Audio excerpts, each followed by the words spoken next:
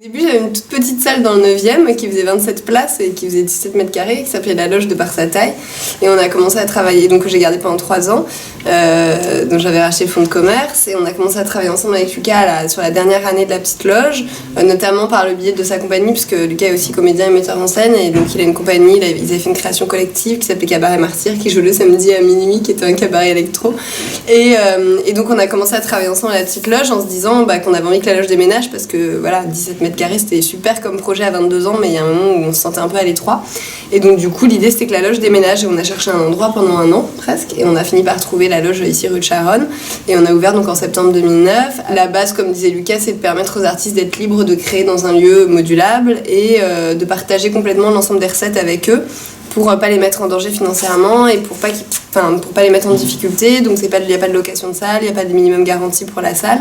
C'est vraiment du 50-50 sur les recettes, avec la volonté de travailler ensemble sur les risques qui sont pris autour de la création du spectacle. Le modèle économique et la direction artistique du lieu sont hyper liés, parce que justement il y a cette notion de prise de risque, de tentative, d'expérimentation sur des séries de dates qui sont assez courtes, puisque les compagnies de théâtre jouent entre 4 et 8 dates. Et créé dans le lieu, parce que 80% de la programmation sont des créations. C'est un lieu dont on se sert comme d'un lieu de tremplin ou d'un lieu de création, mais concrètement, c'est qu'il y a beaucoup de pros qui viennent, donc il faut vraiment qu'on mette l'accent, enfin moi je tiens à ça, à ce que les gens s'approprient le lieu et créent un spectacle qui après, grâce aux dates ici, existe ailleurs, ou permettent de créer un autre spectacle plus grand ailleurs.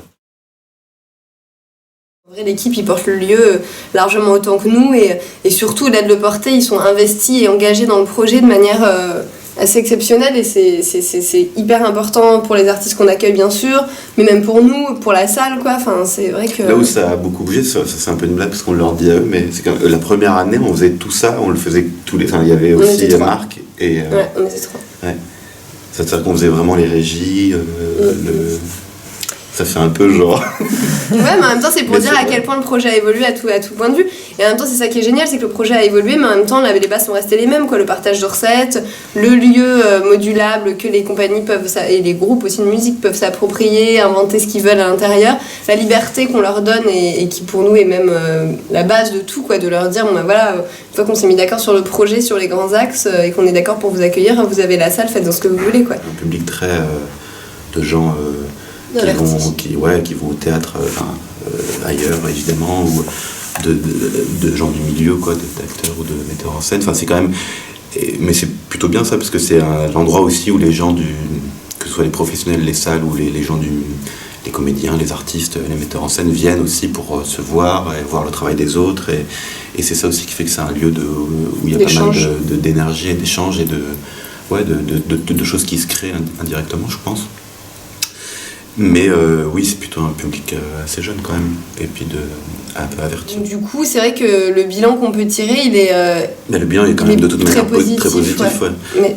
Pardon, Mathieu. Tu m'as coupé. Non, mais parce que... Enfin, non, mais le bilan, il est hyper positif. Après, c'est vrai que c'est toujours compliqué, parce que, pour être très honnête, nous, on en tire un bilan très positif. Après, c'est toujours compliqué de dire on est hyper content. Parce que du coup, ça fait un peu genre, ça va, ils sont contents d'eux, c'est bon, ils ont l'impression d'avoir...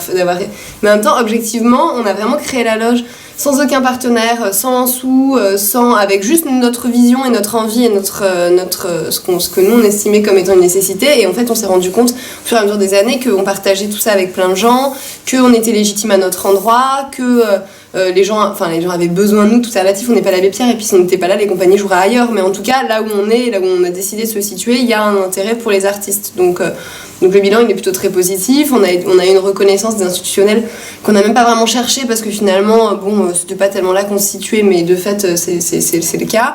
Le côté très positif, surtout je trouve, de la loge, c'est que les professionnels viennent pas mal, et que du coup, comme le but c'est d'être un lieu tremplin qui permette aux artistes de se professionnaliser, le fait d'être repéré par des programmateurs, par des directeurs de lieux, ou en musique par des producteurs, etc., ça permet cette professionnalisation là. Et donc c'est ce qu'on voulait avant tout, quoi, c'est de permettre à des artistes d'avoir un lieu où travailler, où créer, et puis de pouvoir travailler par la suite et continuer à créer dans de meilleures conditions. Et je pense qu'à cet endroit là, oui, ça fonctionne bien, quoi. Ouais. Non, mais je pense aussi on a beaucoup d'envie, d'énergie, mais il faut aussi qu'on puisse le faire de manière plus ample et dans un endroit qui permet d'asseoir encore un peu plus tout ce qu'on a pu faire, quoi, je trouve.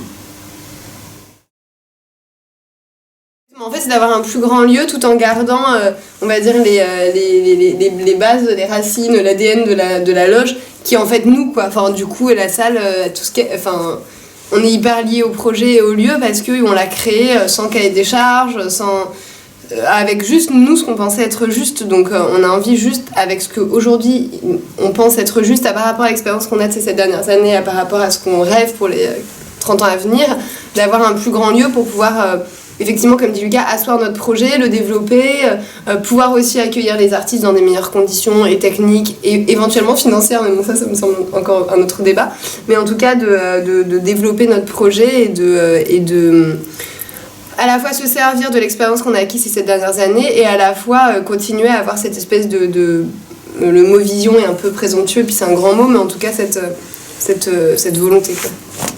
Bah, il manque plus que la salle, quoi. C'est un détail. Le Pomera, ça ira. Ouais. Je l'avais pas vu l'année dernière, je l'ai vu juste à Nanterre et ouais, c'est super. Moi j'ai beaucoup aimé un spectacle qui s'appelait Awake de Mathias Kleiss, qui est un metteur en scène, qui est pas comédien d'ailleurs au départ, qui est metteur en scène et qui est aussi journaliste, qui a aussi un blog d'ailleurs, qui a fait un spectacle qui s'appelle Awake, qui est un seul en scène, qu'il a écrit et dont l'écriture était géniale. Et lui, avec du coup ce truc de pas être comédien, avait une espèce de fragilité hyper touchante. Et ça partait du décès de son père, mais finalement ça allait beaucoup plus loin que ça. Et j'ai trouvé que ce qu'il y avait dans ce spectacle, c'était quelque chose de l'ordre de l'intime et du fragile. Mais moi, par exemple, des discussions que je peux avoir extra-théâtre avec des nanas comme Rebecca Chaillon, comme Morgane Laurie, etc., ça peut me faire avoir un coup de foudre pour ces gens-là qui sont hyper intelligents, intelligents, qui ont une vraie façon de penser, qui dans leur acte au quotidien sont vraiment proches de leurs convictions, qui se mentent pas, et je trouve ça beau et je trouve ça touchant et ça me fascine assez. Donc oui, ça peut être des filles comme ça, quoi. Ouais, Rokhaya Diallo. Notre directeur technique qui range pas son bureau. Ouais. Il va hyper mal le prendre. On est 4 ou 5 dans 10 mètres carrés. Et évidemment, lui, il a besoin de plus de place parce que monsieur a besoin d'un atelier. Il y a de la technique, tout ça, machin, quoi. Enfin, comme dans un vrai théâtre. Mais c'est pas mal comme coup. Ça déborde, quoi. Moi, je parlais de Bazin en coup de génie, parce que je sais pas, je trouve que ce qu'il a réussi à faire, notamment avec Bad Little, etc., c'était assez fort, quoi. Ouais, en partant de l'histoire de la loge, ouais. C'est un metteur en scène avec qui on a travaillé au début et qu'on a pas mal, qu'on a accompagné. On s'est accompagné mutuellement, quoi, parce qu'il nous a accompagné autant que nous on l'a accompagné. La prochaine salle. Ah ouais, la prochaine salle, ouais. Il y a quand même un truc en France où les institutionnels sont très à leur place, où tout est très structuré, etc. Et il n'y a pas tellement de mouvement, il n'y a pas tellement de changements, il n'y a pas tellement d'inventions, de nouveaux fonctionnements, ou en tout cas c'est des choses qui sont en recherche, mais qui nous intéressent à inventer. Et du coup, oui, la notion de prise de risque est à tout niveau, quoi, au niveau programmation, au niveau artistique, mais au niveau fonctionnement, au niveau... Puis accepter de se tromper, c'est pas grave, hein, c'est un spectacle. Tous les jours, hein, tous les spectacles de la loge. Ouais. Non mais c'est rigolo l'histoire est rigolote parce que entre la petite loge, l'ancienne loge et ici, pendant un an on n'avait pas de lieu et puis on a cherché un lieu quoi. Bien sûr. Et on a visité plein de trucs quoi, on voulait créer un lieu. Des locaux commerciaux, des trucs de tissu, vraiment n'importe quoi. Et on cherchait vraiment sur internet des petites annonces, ça, on n'avait aucun réseau, aucun truc. Et la loge telle que d'ailleurs ça existe, ça n'a pas beaucoup changé. Hein. Non. Tout ça, c'était déjà là, d'ailleurs, ça se voit. Et on l'a trouvé sur une petite annonce, genre sur PAP, quoi. Ouais, la loge, c'est un coup de tête, quoi. Non, je sais pas. De manière générale, c'est un peu notre façon de faire, de toute façon. Enfin, on est un peu débile, quoi. Non, mais c'est-à-dire qu'on crée quand on a envie. On réfléchit pas, c'est quand même un peu vrai, c'est pas pour minimiser le tout, mais on réfléchit pas trop forcément aux conséquences ou à la façon, tout ça. Enfin, c'est un peu faux parce que la loge, on avait beaucoup travaillé, puis on avait pensé les choses, mais c'était très utopique. Donc, on fonctionne plus à l'instinct. Il y avait un truc ou à l'impulsion, à l'instinct, donc le coup de tête, ça rejoint peut-être ça. Je sais pas s'il faut le dire ou pas, mais bon, le soir où il y a eu des attentats à la Belle Équipe en face, à 19h, il y a un spectacle sur Mohamed Merad qui joue ici, qui s'appelait Moi la mort, je l'aime plus que vous aimez la vie, à 19h. Du coup, ça finissait à 20h, et ça finissait sur une scène de fusillade, les sons de Mohamed Merad, et les gens sortaient. Et puis bon, après, je vais pas raconter les détails, mais bref, ils sont sortis, il y avait les attentats, quoi. Ah oui. Ouais, non, c'était hard, hein, franchement. Je trouve ça toujours hard aujourd'hui quand on en parle. Parce que du coup, l'équipe ici était était carrément traumatisée. Les gens, pendant des semaines et des semaines, quand ils venaient à la loge, ils arrivaient les larmes aux yeux parce que c'était la première fois qu'ils repassaient devant l'équipe, alors que nous, quelque part, on y passe tous les matins et tous les soirs, donc en fait, voilà. Et du coup, à chaque fois, on était obligés de presque rassurer des gens sur un truc sur lequel nous-mêmes, on n'était pas rassurés du tout. Mais bon, ça faisait partie du truc. Ouais, non, c'était un peu intense quand même. Enfin, ça l'est toujours, hein, en vrai. Enfin, tu vois, on n'a pas du tout hâte que ça recommence, quoi. Non, mais ça fait partie des trucs qui étaient très durs, je sais pas quoi, mais pesants l'année dernière. 1, 2, 3. Piano, panier, piano, panier, piano, panier, piano, panier, piano, panier, piano, panier, piano, panier, piano, panier, piano, panier.